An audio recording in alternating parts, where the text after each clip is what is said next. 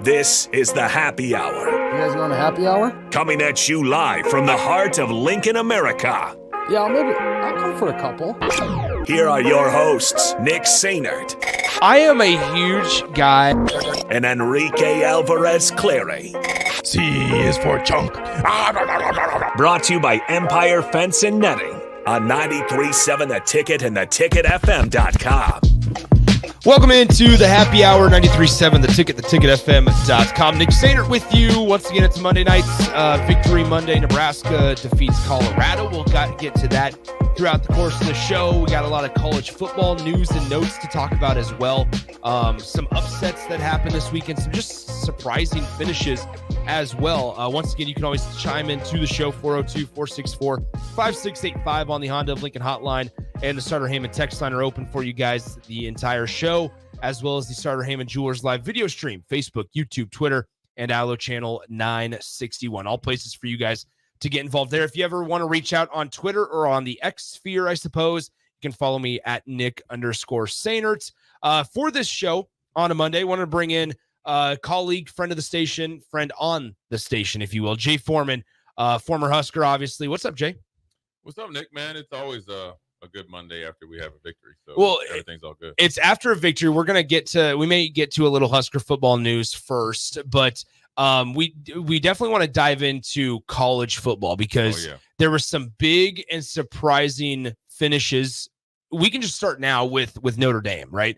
Notre Dame welcomes in Northern Illinois, and for the second straight year, Marcus Freeman and Notre Dame drop a bad non-conference game. They lost to Marshall last year, and now this year they lose to Northern Illinois. They've shown the ability to have good wins, right? But then they've also shown the ability to suffer some really bad losses. Yeah, and for a squad like Notre Dame or a team like Notre Dame, those victories have to be layups because you're not able to play Alabama, the Clemson. You're not able to stack up, high-ranking games later in your season, right? And it's everything's kind of dependent on how good USC is with the way their schedule shakes out. So, and then also you got to think of the years that they played Michigan, and Michigan didn't look good. Will they still be ranked top 15, 20? You don't have those points in your back pocket. So, the one thing that's probably more concerning for me, I guess, if I was an alum or anything like that, is, are we totally sold on Marcus Freeman? Yeah. And this has nothing to do with Marshall and Northern Illinois. Let's take it a step further. When is Notre Dame's, I guess, powers to be going to take some accountability for their lack of support? It goes all the way back to when Tommy Rees left as the coordinator, right? Yeah, to Alabama. And it came down to, Nick, now I'm not counting anybody's pockets, but it was something like $75,000. I mean, let's be honest. That's like a game. It's a drop in the bucket. That's a drop in the bucket. Exactly. But so then how does that affect on the field? Well, it affected the offense last year. They had to kind of get it going. Remember, they had turnover at receiver coach. That's the right. last 2 or 3 years. They were lucky enough that Xavier Watts came back defensively, and those guys didn't have a really good defense.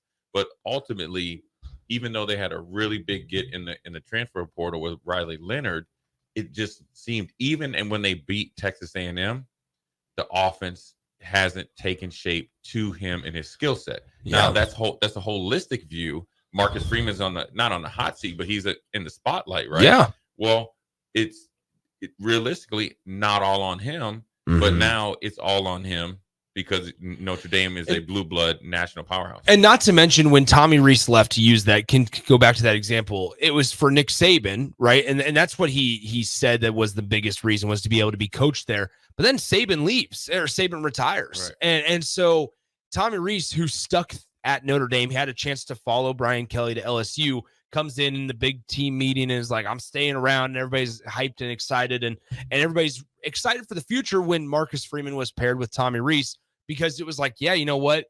Both of the coordinators stayed while the head coach left. That's more of an indictment maybe on the head coach and how they felt about him rather than the rest of the program. Right. And you felt like Marcus Freeman had a good pulse on the whole team. Yeah. Not just the defense, but the whole team. And it was thought was going to be a match made in heaven. Yeah. You still have the defensive mindset with him. He'll oversee the defense, even though he have a defensive coordinator. And he was an up and coming, aspiring head coach. He was a hot coach. Yes. And then you kind of had to say, okay, we got Reese over here that is a Notre Dame stalwart that would run the offense, and then eventually he would maybe go off and be a head coach, but this would be a springboard. Yeah. Well, then at the 23rd hour, he goes down to Bama. Remember, he brought the quarterback with him. That's right. To win in the starting spot, and it just seems like Notre Dame's offense, for the amount of talent that they have, has never been matched up to the coordinators. Now, it all starts back from the lack of support. Now to present day, what Marcus Freeman has to do, and this is what I would say, I think he has all the qualities of being a very good head coach. Yeah. He does. He's first of all, he's a good looking dude, good energy, great, representation of the University of Notre Dame or any university, knows defense, and he can recruit, and he will recruit. So he's one of those coaches that you have to be a little bit more patient with. Yeah. It's a young staff now, right? Let's think, he's a young head coach. Yes. So there's not a whole bunch of gray-haired guys that are running things, let alone he's the head coach. So he's learning on the job of how to deal with success. You go down to Texas A&M, the most prepared, right? The most ready. You had all off season. How do you replicate that on a consistent basis on a short week compared to what you had before? You got to think, in just the week leading up to the game, that's a 10, maybe 12-day preparation for Texas A&M. Yeah. Then when you play Northern Illinois, who they're coached by a former player, alum, Thomas Hammock, and they're on the come up, and they have a lot of guys that are looking for their opportunity to show they're just as good as a team that they're playing. You know what you're going to get with Northern Illinois. Doesn't matter who the coach is, but when you have a former player that embodies that, you should have been more prepared for a full-fledged dogfight. And Notre Dame just never could get. Even when they took the lead, Nick, if you go back, it didn't look like they had the lead. No, they never felt like they were in control, like you should be at home against an unranked opponent. When you're a top 5 team in the country, I think a lot of it with the offense specifically too, and going back to, the coordinators stick around and the head coach moves on. Mike Denbrock, their offensive coordinator, left LSU after last year. He was the offensive coordinator at LSU under, guess who? Brian Kelly in 23. Leaves to go to Notre Dame. So they not only deprived Brian Kelly of his coordinators when he left Notre Dame for LSU, but now they also took his LSU offensive coordinator from 2023. And now it was kind of interesting because I look at, quarterbacks in this day and age of college football, because we can go forever on quarterbacks. Jaden Daniels is a much different quarterback than Riley Leonard. Exactly. Very different quarterback than Riley Leonard. Riley Leonard's not going to be a top 5 pick, but from their play styles, completely different type of quarterback. And it makes me wonder, number one, you consistently, we say this all the time, cannot identify, and you cannot miss on quarterbacks in today's college football. But it was almost like it was such an automatic that Riley Leonard was going to be at Notre Dame that they forgot that play styles and fit have to work. We've seen it in Nebraska. It has to work with your offensive coordinator and quarterback. Yeah, before you go into the portal, you have to, if you have your coordinator, then that's the quarterback that you have to recruit. You got to think, Riley Leonard coming from Duke, it was more of an RPO type of offense because he's a great athlete. That's not what Notre Dame has ever ran. Yeah. And even though they have a really good offensive line, that's just not how they're built. And that's not even how the offense was orchestrated when the offense coordinator was at LSU. You got to think, Jaden Daniels, when he was really at his best, he did a lot of things off schedule. What that means is the play is ran, he breaks the pocket, he can run, he can throw on the run, and then you have those plethora of wide receivers that can go berserk. And so now they need to do a really good job on a short week and essentially fast forward the process of really, I wouldn't say dummying down the playbook, Nick. I think you need to curtail it to what Riley Leonard does well to get back on the track, because trust me, I don't know for sure, but I can only guess that Marcus Freeman's phone, email, text is blowing up from alums, and the pressure is built in there in South Bend because that was not a good look. Listen, also, that's your home opener. Yeah. That's your home opener. And you paid Northern Illinois $1.4 million. And look, he's not the only one. No. Down there in Tallahassee, it's the same thing. And I want to get to, we'll talk Florida State, because that goes back to that quarterback conversation with Florida State. So Notre Dame's schedule, though, because they are considered a playoff contender in this 12-team playoff. They travel to Purdue. You feel good about their chances there, I suppose. Miami, Ohio at home. Then it's Louisville at home. Stanford at home. You go to Georgia Tech. You go to Navy. Then it's Florida State, the team in Tallahassee that we talked about. You host Virginia. You travel to Army. And then it's the big one against USC. People don't realize, and maybe don't remember, when talking about the playoff, Notre Dame, even if they were 12-0, number one in the country, they're not going to get that number one seed. Right. Since they don't join, since they're not a part of a conference, those top 4 seeds are reserved for conference champions in the Power 4. So if you are Notre Dame, the best you were ever going to do from a seed standpoint was the 5th seed, right, which means you're never going to get a bye. So then that's where this question comes into play. When does Notre Dame, and we talk about the support from above, join that conference? Because now this year you look around and you go, okay, the schedule, it's easy. So they'll be able to get 10 wins probably. But right, from a national perspective, it doesn't give you a whole lot of confidence when you got to go play a 12 seed that maybe played a gauntlet of a schedule, maybe only has 9 wins, but is much more battle tested than you have been. Yeah, right now they're backs against the wall to get in there. I would not want to see Notre Dame in there right now, because what are you going to hang your hat on, that you go and you beat up on a young upstart Georgia Tech team because they beat a sorry Florida State team over in Ireland? Yeah, because then you're really grasping at straws. You're putting other pieces in puzzles. Virginia looks so much better. Yeah. And then don't forget A&M was ranked when we played them in the first week, right? Yeah, there's those types of conversations. And that's fine. Yeah, that's a well-earned victory. Yeah, but guess what? As much as credit as he got as the leader, leading them out there, we've seen the video. Yeah, now it's all gone. And so, to answer your question, that has to be first on the docket when they get together. It's got to be, whether it's a meeting on the books or one that's off the books. They have to find a conference that they need. Here's what Notre Dame's problem is: they think if they join a conference that they are the conference. No matter what, whether it's the ACC joining football, or if they went to the SEC or the Big Ten, they would be one of the top players, no matter what. Yes. Just be okay with that, and then earn your way to be the conference. I think Notre Dame wants to go and say, well, we're an independent. You need us. Now, right, the way college football or the conference power conferences are right now, they don't need Notre Dame. Yeah. Because all the ranking, the good teams and the ranked teams are in those conferences. So you can ultimately, it's an arms race to get to the 12. And then if it gets to 16, here's also, Nick, I want to put it back to you. If it goes to 16, they're in more trouble. Absolutely. They're in more trouble. So yes. They're in more trouble. Notre Dame would have their best bet to always be relevant, to be where they want to, if they're going to continue to play like this, that it would be a college football playoff of 6. That's why, right? The 4 that generally got in like last year, then 1 wild card, and then the independent. They are looking at an uphill battle, and it's amazing, Nick, how it's just one loss can do this. When you think about it, when Brian Kelly took over in Notre Dame, they started to lose a little bit of luster because they would get blown out in the college. Well, then he became more competitive. Remember, they took Clemson to it for down there, and then they played good against Ohio State, and then he left. Yep. So you thought they were on the uptick. They made the run at the end of last season. Yep. They go to Texas A&M.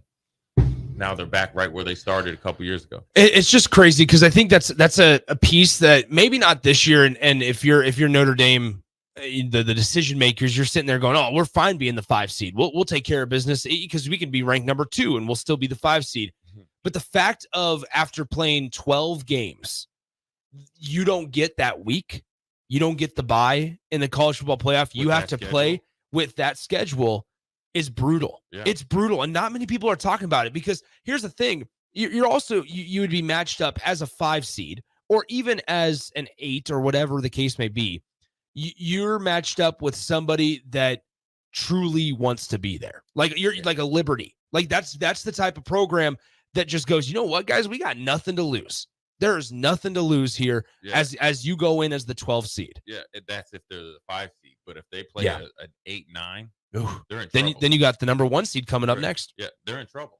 Yeah. So then it comes to this one, to roster management. You'll have a tight end, Nick Sehnert. Well, we probably ain't going to win this game. And we're playing Ohio State, Georgia, the next. Yeah. I might as well get ready for the draft. Yeah. Or I better start going and, I might interview for that defensive coordinator job.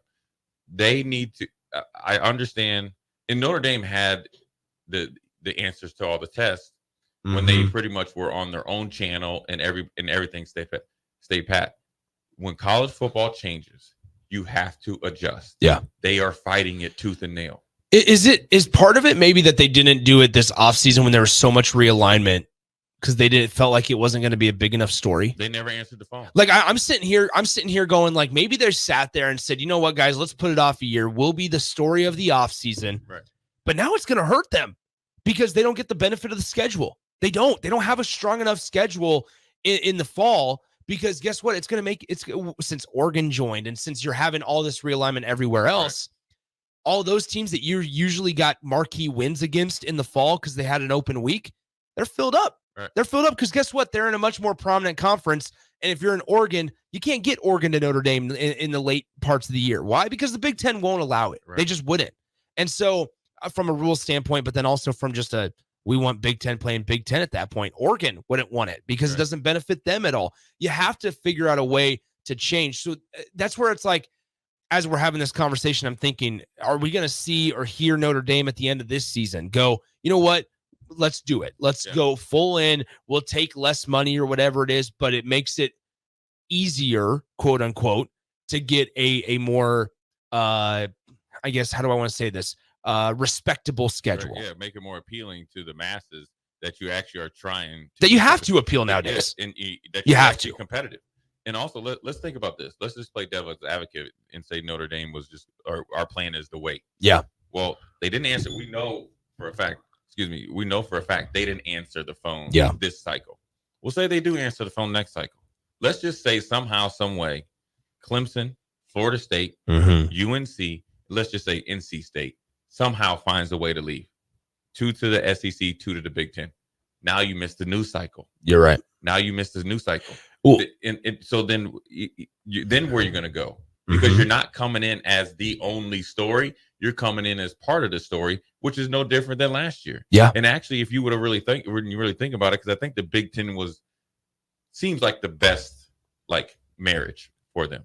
I would say so, but they have the initial tie-in with the ACC. Right. Yes, they do. But it just kind of proximity. Yep. They play Michigan. I think also from a top to bottom standpoint, I think the Big Ten is just a better conference. It just kind of fits. It's more of a balanced conference. It fits to the identity of Notre Dame. Fits, yes. Right? And so Notre Dame, academic standards. Notre Dame's kind of like in between Northwestern and Michigan, right? Well, they didn't take it serious. And really think about this. Oregon was coming off their year last year. Was thought of, okay, that's the team that's right below Ohio State. If Notre Dame came in this year with those 3 other teams, and maybe another throw in, whoever it would be, right? They would have been the top story, even over Oregon.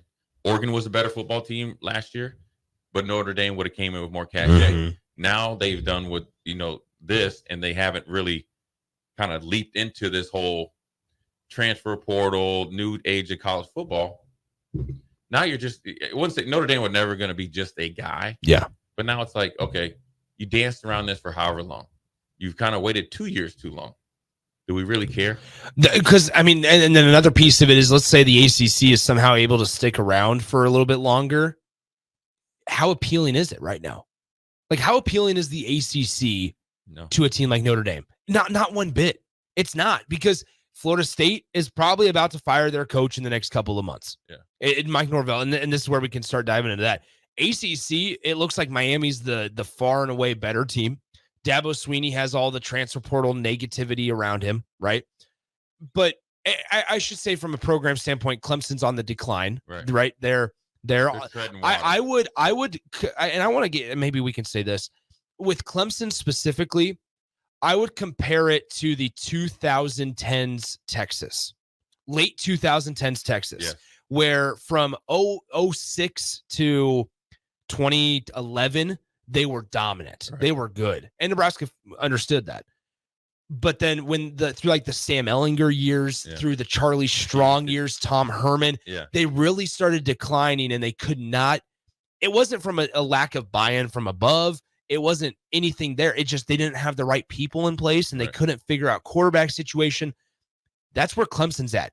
They had this situation. I talked about this last week, actually, where they had elite quarterback play with Deshaun Watson and Trevor Lawrence. And I think Kelly Bryant, the transfer from Missouri, was in between there at some point. They had elite quarterback play with those two guys that they then thought, okay, that elite quarterback play masked maybe some deficiencies around the rest of the field. Then they went to DJ Uiagalelei, who they thought was going to be the next elite quarterback. Right. They missed him. They missed on him. Some of those deficiencies started to show up a little bit brighter. And plus, the quarterback play was not as good. Clemson started declining. Well, then they went to Cade Klubnik, who same thought. Okay, this is going to be the guy that's going to be more the Deshaun Watson, Trevor Lawrence-esque. Turns out he's more DJ Uiagalelei-esque. Yeah. Well, now you've struggled to fill in and boost the talent around him, so you continue on this decline. That's where I feel like Clemson's at right now. Yeah. Is the late or the 2010s, mid 2010s Texas with like Sam Ehlinger, where maybe they get a New Year's 6 win and they can proclaim that they're back and they're ready to go and compete for a national title, but nobody's really taking Clemson seriously like they were 5 years ago. Yeah, and also what people kind of gloss over is the loss of Chad Morris on the offensive side of the ball. Who developed those quarterbacks, and Taj Boyd before that. That's right, Taj Boyd. And so it started with Taj Boyd, then obviously Watson, and then obviously Trevor Lawrence, and obviously Bryant was in there. But you had a tangible asset that you could recently recruit to and show. Also, let's not forget Sammy Watkins, DeAndre Hopkins, Rodgers. There was even a John Ross in there. John Ross, they had a tight end that plays for Jacksonville right now. So you had a plethora of offensive weaponry that you could do it, right? And that's where they were actually new age. In Etienne. Yeah. Right. And so and they had CJ Spiller before that. So all those things were working in Dabo's favor, right? Where you were reloading instead of rebuilding. That's right. He actually was developing. Well, you can't do that as much in the transfer portal when you've missed on quarterbacks. Their offensive line play has been porous. Yes. Right? Let's be honest. Yeah. And then also let's not forget his golden ticket, what he always had in his back pocket. And this is a thing about businesses too. And we talked about stuff out there. Appreciation for what you have, right? And who you can always count on. Venables. Yeah. He turned down Kansas State twice, right? He reluctantly went back to Oklahoma as not reluctantly, but went back to Oklahoma. Yeah. And it wasn't a foregone conclusion that he was going to be like this great coach. He took it after Riley left and it goes. That's right. So, but him as a defensive coordinator, you got to think at one point in time, Clemson had 4 first-round defensive line. All playing at the same time. Yeah, Justin Simmons was a freak in college. That's one name out of the plethora. What about Brian Bass that went to New Orleans, who's actually representing my hometown, Frederick, Maryland? He was a backup. Yeah. So the talent pool isn't there, but then also the key losses of just 2 coordinators, and that's the same thing that happened to Texas after Mac Brown. And remember, it was supposed to be what was the dude? Will Muschamp was supposed to be the head coach in waiting. Remember, he left a year too early and went to South Carolina, I think it was. So when you start stripping the fabric of your program, whether it's through identity or assistant coaches, it goes down to the players. And like you said, Nick, you're 100% right on this. And it doesn't matter at any level. It could be middle school, high school, college, or the pros. If you miss on your quarterback, and then when this is also where it becomes really, really a bad deal. I believe if you miss on your quarterback, you can find ways to scheme. Identity can take you and be still competitive. Yeah. But when you miss on your quarterback and the quarterback doesn't meet your identity, it's a complete disaster. Yeah. Sometimes it takes, Nick, 2 or 3 rounds to do it. And that's where Clemson's at right now. Yeah. And so like if you're a high school kid right now, what quarterback would be appealing to Clemson, or would Clemson be appealing to them? Oh, right. That's the thing is, and that's where, not to jump to another program, I think that's where Florida State's issue is. Yeah. I don't think they know what they want to be. Well, they did, because guess what? They were all in on Cam Ward. Cam Ward is more like Jordan Travis. You're right. Yep. Well, then they went and got the big name. I would argue this. And correct me if I'm wrong. I would probably say that Riley Leonard is more equipped to be at Florida State, and DJ is more equipped to be at Notre Dame, just by the play style. Okay. Obviously, don't look at what DJ's doing right now. Yes. Why? What was Jordan Travis? More of an RPO off schedule to do that, right? That's fits right. And plus, Riley Leonard knows the ACC. Yes. DJ can go right, and it's easier competition for DJ. You got a big offensive line, physical. What did he do really good at Oregon State? Had the Martinez, the running back, play action pass, big physical offensive line. But that's the thing. When you make these decisions, it seems like once they struck out on Cam Ward at Florida State, they said we got to get a big name to appeal to the masses. Now you looking like you got egg on your face, and you look like you don't know how to make decisions because what they want to do on offense, especially with the plethora of weapons. You can't have a stationary quarterback. Well, yeah, plethora of weapons, but then also defensively. I mean, there's like 3 or 4 of their front 7 that are going to be NFL draft picks, right, including former Nebraska commit Patrick Payton. Right. Like that's another thing is like their defense certainly isn't great, but it's also their offense doesn't help them out at all. I don't know. I think Mike Norvell's in a weird spot right now and it all started, believe it or not, Mike Norvell's hot seat, whether or not he should be fired, that conversation started, on National Signing Day, what would be 2 years ago now, when he lost Travis Hunter to Jackson State. Yeah. That's when it all started. And, well, for better yet, he lost it to Deion. Yeah. I know a lot of guys that played at Florida State. They call themselves Noel Blood. Quiet as kept. Their alumni wanted Deion. Yeah. To be their head coach. And it's not for coaching like acumen and experience. Yeah. He fits Florida State. He is Florida State. All the Florida schools would have been under it. And then when Travis Hunter, or when he essentially came in and took Travis Hunter on the day to HBCU, not even to Miami or something, God forbid, that was it. Yeah. And I don't think he really has gotten the support, and he's been kind of spinning his wheels. He had a really great season, and then you got embarrassed by Georgia. I have this conversation with people all the time. It's great. Is it better to get to a game and be competitive in a bowl game, and maybe to a lesser bowl? Yeah. Right. Not like the Pinstripe Bowl, but to a lesser bowl. Or do you think it's more worth it to go and play in the college football playoff and get beat 63-3? That's their lasting impression. People are still mad about that. Yep. Now you lose to Georgia Tech. Now you get beat up the same way against Boston College. His seat, I guarantee you, the talk between the Board of Regents is the buyout. Well, and what is that buyout right now? Do we have it off the top of our head? Because I'm like, here's the thing is, then you have the conversation of like who's next, because Florida State hasn't necessarily. So in 2024, Florida State would owe him $6 million if they fired him this year. It goes down to $4 million in 25 and $3 million in 2026. Good is gone. But I would also then be like, who's next? Because. Yeah. And maybe that's the just the automatic choice. Florida State hasn't necessarily hit on coaches either. No, but they lost it with Willie Taggart and now Mike Norvell. Right, and they overlooked their defensive line coach. That was the interim coach. I forget his name, but he was a longtime defensive line coach that coached under Mickey Andrews and Bobby Bowden as well. Deion would be the choice no matter what happens at Colorado, because Deion's going to bring something to Florida State that Florida State hasn't had with Taggart and Norvell. Yeah. That's respect. That's aura, right? Yeah. That's a new platform. Well, because he's done it at Colorado. Right. And if you can do it at Jackson State. Yes. And if you can do it at a place like Colorado that went 1-11 the year before you got there, you're going to be just fine. He would have a longer contract. And I think at Florida State, Deion would be more willing to go the development route because he would have time.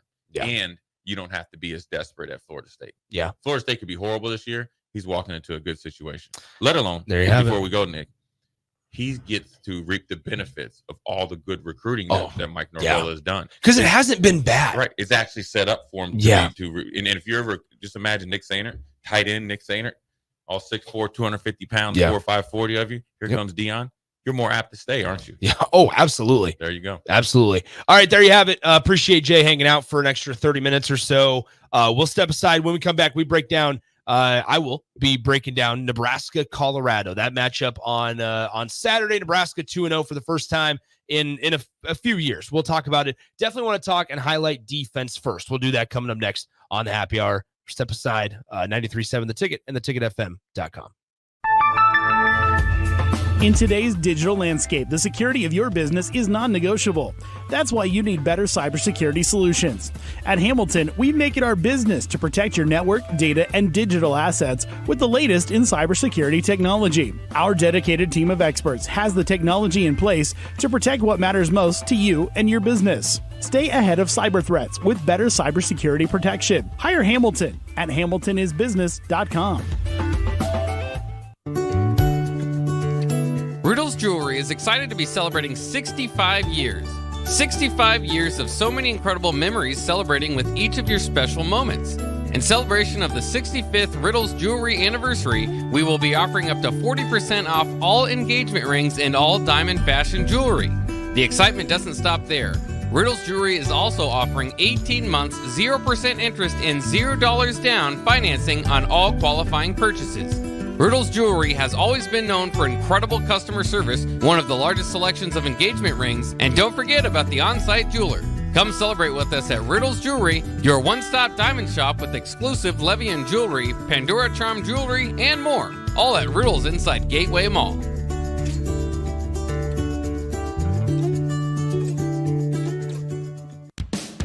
Ever wish you had another light switch on the other side of the room on a dark night? How much better would you sleep at night if you had a ceiling fan in your room? The High Electric Service Department is here to make your electrical what-ifs a reality. Whether you're looking to replace some outdated light fixtures or brighten up your counters with under-cabinet lighting, High Electric can handle all types of residential electrical installations and services. Give Erica a call at 402-466-6606 or visit high-electric.com to get started. Your home is your empire. Protect it with Empire Fence. Get a free instant quote with the online estimating tool at empire-fence.com. See an upfront estimate with no hidden fees. An Empire Fence can provide privacy and improve the appearance of your home. Keep kids and pets in or out of your yard. Increase security and add value to your property. Visit empire-fence.com now to view the stylish and maintenance-free possibilities for your home and get a free instant online quote. Let Empire Fence protect your empire. Rosie Sports Bar and Grill, open for lunch and dinner at 1501 Center Park Road. Prashawn Jackson here for Bauer Underground, who has been serving local contractors and utility contractors all across the state since 1997. When you see the black and white trucks, you know the baddest dudes in the business have arrived. Bauer is currently looking for equipment operators, laborers, diesel mechanics, and aerial linemen. Join the brotherhood built on hard work, authentic people, and pedigree of success. Bauer, a family-friendly company who reminds you, go Big Red! 93.7 The Ticket, Fox, KFXL weather. Sponsored by John Henry's Plumbing, Heating, and Air Conditioning. Your Lincoln forecast for today, we'll see a slight chance of showers and storms this morning. Otherwise, probably the mostly sunny skies expected with an afternoon high around 85. Tonight, mostly clear skies with an overnight low around 58. And tomorrow, mostly sunny skies return. We'll see a high around 77. I'm meteorologist Kyle Kleckner for 93.7 The Ticket and theticketfm.com. Plains Cover Crop is your one-stop seed shop. Call us now for spring and summer forages, CRP mixes, and fall cover crop blends. We do farm-specific consulting for practical and efficient seed blends to fit your geography and goals. With a very diverse inventory, we will tailor a blend just for you. We're also looking for contract growers, and we buy and sell rye. Find us online at plainscovercrop.com. Timeless agronomy practices paired with modern technology. East Highway 20 in Orchard and across Nebraska. You've seen them come and go. Franchise testosterone clinics that pop up and then whoosh, they're gone. These franchise clinics quickly find out it's not easy to compete with Limitless Male. Limitless is locally owned and operated with a flawless protocol that has elevated them to be the best in men's testosterone replacement and sexual performance. By adding GLP-1s, our patients are losing weight in a healthy way. To feel your optimal best, schedule a free consult at limitlessmale.com. Not many businesses can say they've made it 60 years, but Madsen's Bowling and Billiards can. With 12 bowling lanes and the biggest pool room in Nebraska, where else would you go to enjoy an afternoon or evening? There's a great daily specials like $2 Tuesdays, games of bowling, shoe rentals, draft beers, and tacos, all just $2 each. Have a delicious burger at EJ's Lounge before or after your bowling or pool session, and you'll leave satisfied. Madsen's Bowling and Billiards at 47th and Dudley. Welcome back into the happy hour 93.7 The Ticket, theticketfm.com. Nick Sehnert with you. Still thinking about potentially rebranding to the Nick Sehnert show. I don't know. It's not very exciting for me, so might just keep it the happy hour. As always, want to thank Jay Foreman, my good friend, for sticking around in the first segment, talking some college football, just the big picture. Started Notre Dame. We didn't expect to go 30 minutes on that in all honesty, but ultimately we did, and we talked a lot of big picture stuff that I think a lot of teams, in addition to Notre Dame in this case, they're going to have to worry about. They are. And that's just the honest reality of it, is that they're going to have to worry about, okay, what is our schedule set up for and give us the potential for when we're talking college football playoff. If you're Notre Dame in this case, you're sitting there going, the best we were ever going to get was the 5 seed. We could be ranked number 1 and 12-0 on the year, but the best that they were going to get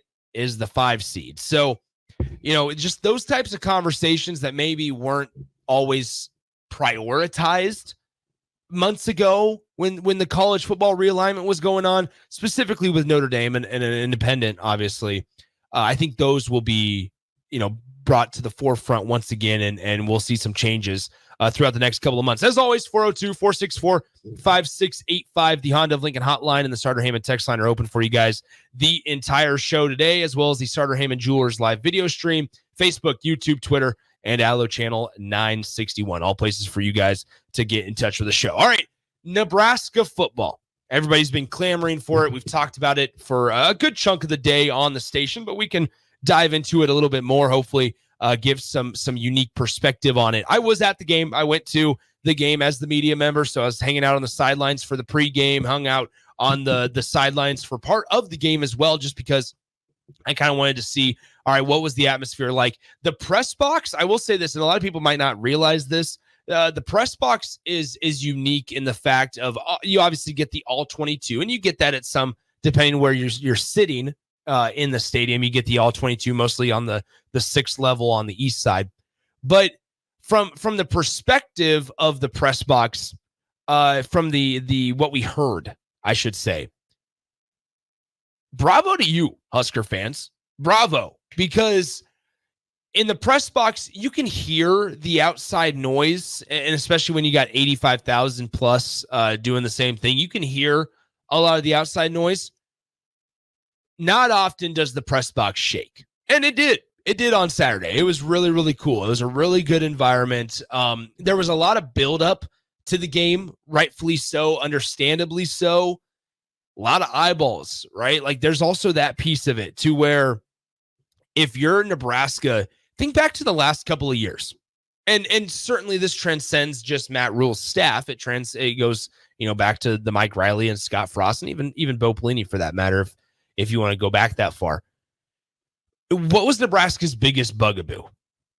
Well, there's a lot of them, sure. But I think one of the biggest ones is that they were never able to perform when the lights were the brightest. And maybe they still can't, and we don't have a true, litmus test for it. But they were never able to shine when the lights are the brightest. And to provide examples, week 0 games are a great explanation, or as I said it again, litmus test. Great opportunity to show out in front of the entire country when the emotion of, I just want to watch college football. As a fan, you're sitting there going, I just want to watch college football. I don't care if it's Tennessee Tech and Georgia Tech. I don't care if it's Eastern Washington and Eastern Illinois. I don't care. I just want to watch college football. I'm starving for my college football fix. So in the week 0 matchup, when nowadays in college football, we're getting these notable matchups, whether it's Nebraska, Minnesota, whether it's Nebraska, Northwestern, Florida State, Georgia Tech. It's a great thing for the casual college football fan. It's a horrible thing for a team like Nebraska, or in this case, this season, Florida State, that they are the national storyline for the first game of college football season, and you did not live up to your performance standards. Nebraska, they fall on the road years ago in 2021 to Illinois, which feels like forever ago. 2022, you had the situation with Northwestern in Dublin, right? So now, just since 2021, you're 0 for 2. You're 0 for 2 when the lights are shining brightest. Then in 2023, you don't play on Saturday. I believe Nebraska played Minnesota on Thursday. And what happened? You were the marquee game on Thursday night. You were this year's Colorado, North Dakota State game, essentially, or this year's Minnesota, North Carolina game. Everybody's watching, and you turned over the ball a couple of times. You had bad quarterback play, and you lost the game when you probably should have won. So now you sit there and go, well, crap, now the nation, the country has this perspective, this narrative on our team, and we don't get another opportunity where the entire country is going to be watching us or that we're the marquee game. Because now you're having all these with conference realignment, all these matchups with ranked team versus ranked team. There's never a weekend where there's not multiple ranked versus ranked matchups, which is great for college football. So now you're sitting here, though, in 2024 going, okay, Nebraska, you got to take care of it. You got to take care of business when you can. Take care of it when you can. Great. Well, so now you have a situation. You take care of business against UTEP. That's fine. But now the test. The Colorado Buffaloes, all their glitz, their glamour, their Louis Vuitton bags, whatever you want to talk about it, they come into Lincoln. It's in addition to the rivalry piece of it, it's a huge opportunity to kind of show the country, because guess what? As much as you want to talk negative about Deion and Coach Prime and his team and Shadur and Travis Hunter and Jimmy Horn and all those guys, despite what they did to you last year on their home field in Folsom in Boulder, people are going to watch, and people won't stop watching no matter what happens. How'd you do? Let's revisit now. Let's revisit. How did you do? Well, Nebraska, nice job. You came out, you won the toss, and you deferred. You said, we need to put our best side on the field first. Mekhi Bayer on a kickoff, on the opening kickoff, nice job. Laid a dude out. Good job. Just what you said you wanted to do in that week's press conference. Defense, 3 and out. Hello. Nebraska, their defense forced pressured Shadur Sanders 22 times on Saturday. 19 of those 22 dropbacks, Nebraska only rushed 3 or 4 defenders. Okay, cool. This is coming off of a week where you did not blitz a single time against UTEP. 0% of Nebraska's defensive play calls on Saturday, August 31st against UTEP were blitz. On September 7th against Colorado, on 19 of your 22 quarterback pressures, you only rushed 3 or 4 defenders. You got home with Cam Lenhart, Nash Hutmaker, Ty Robinson, Prince Will. MJ Sherman had himself a day. That might not always show up in the stat sheet, but you did your job. When the whole entire world is watching, just for fun, during the game, also it was a night game, great atmosphere. There were a lot of stars in town too, but great atmosphere. And when the whole world is watching, I just said, you know what? I want to search Nebraska football on Twitter. And guess what? There's a lot of people tweeting about it, and a lot of people with a lot of pull, a lot of national numbers, a lot of followers, if you will, tweeting about Nebraska football. Nebraska took care of business. Simple as that, right? The second half, we dove into it earlier today throughout the various shows. Second half was somewhat sloppy. I said the statistic, though, and I haven't seen many people talk about this, going deep into the drive sections, like the actual drive on the football field, I'm saying. Nebraska, in all but 1 or 2 of their possessions offensively in the second half, in all but 1 or 2, they ran the ball on first and second down. Now, you had 9 offensive penalties in the second half alone called on Nebraska. Part of that's the bad officials, but part of that is also on Nebraska. And with that being said, it looked a lot worse in the second half than I think maybe it actually was.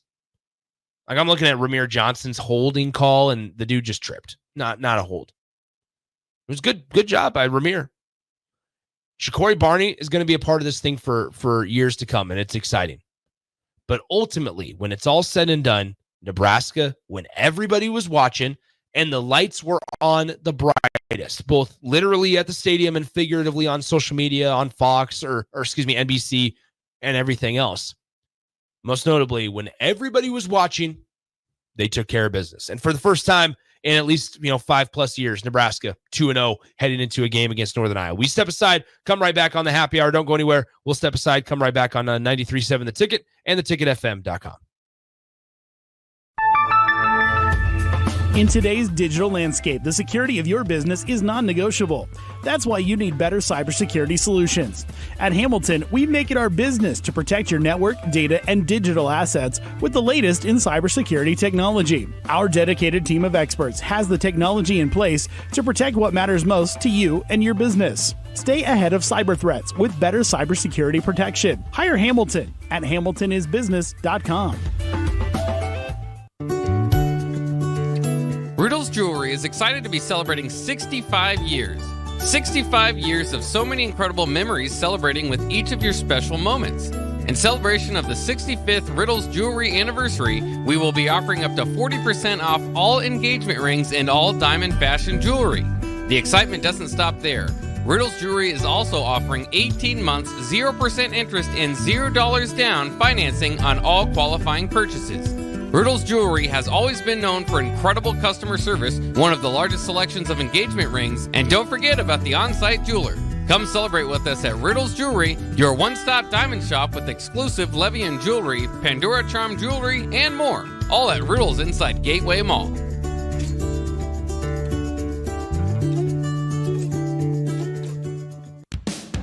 Ever wish you had another light switch on the other side of the room on a dark night? How much better would you sleep at night if you had a ceiling fan in your room?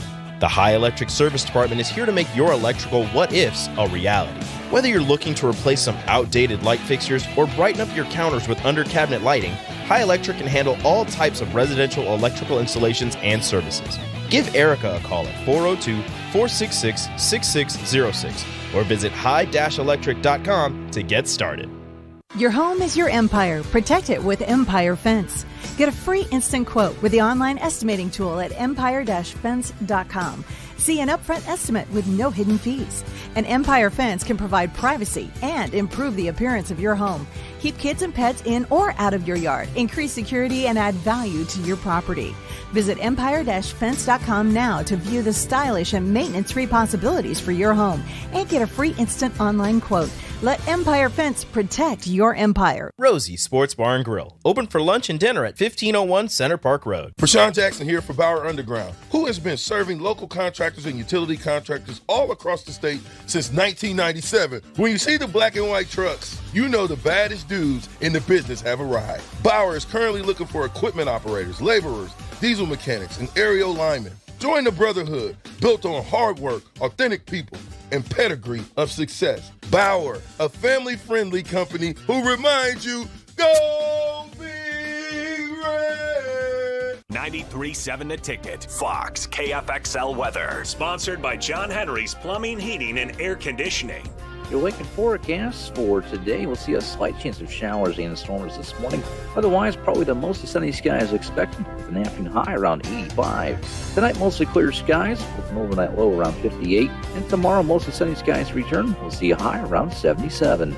I'm meteorologist Kyle Kleckner for 93.7 The Ticket and theticketfm.com.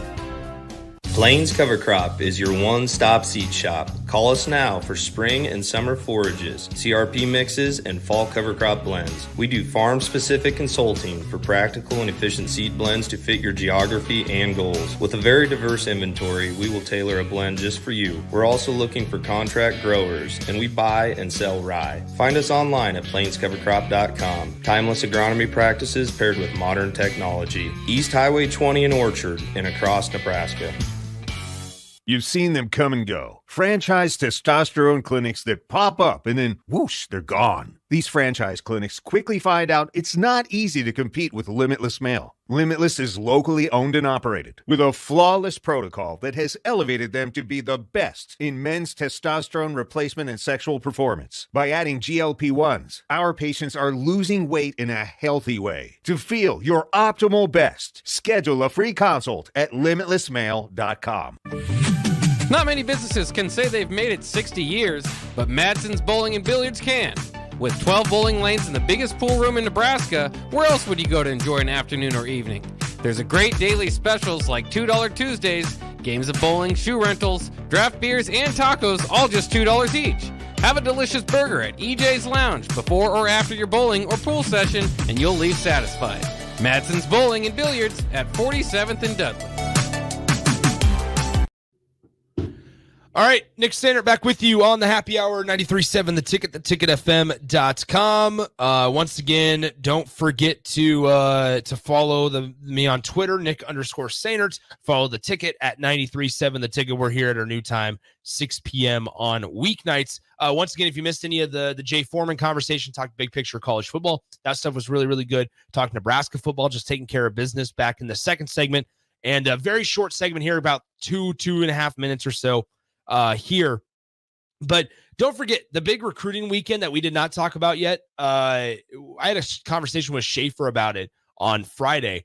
But anyway, Nebraska did all that in front of a lot of big recruits. I think there's reason to be excited around the Husker program. You talk to these guys, and not only was I standing on the sideline behind the north end zone on Saturday afternoon or evening, and there were fans lined up at the railing as the recruits walked by, shouting every single one of their names. Nebraska fans, they understand who's in town and all of that. So it's been a really good couple of days for Nebraska football's program. Been a good couple of weeks, good couple of months. It's an exciting time to be a Husker fan. I think I would also add in on this part, Dawson Merritt is one to watch, right? Dawson Merritt, obviously, with that. Otherwise, the piece that might have gone under the radar right before we get out of here is that Nebraska hosted the second overall player, number one offensive tackle in the 2026 class over the weekend for about the fifth or sixth time. Jackson Cantwell from Nixa, Missouri, visited campus, loved his time, got to meet a couple of notable names, had a picture with Dylan Raiola after the game as well. But Jackson Cantwell ends up visiting. And on most weeks, and Schaefer said this, I can't take credit for this, most recruiting weekends, he would be the most notable guy. He would be the one that everybody's talking about. Everybody wants, okay, Nebraska, you got to please and get Jackson Cantwell excited about it. You didn't hear his name very much going into Saturday's game.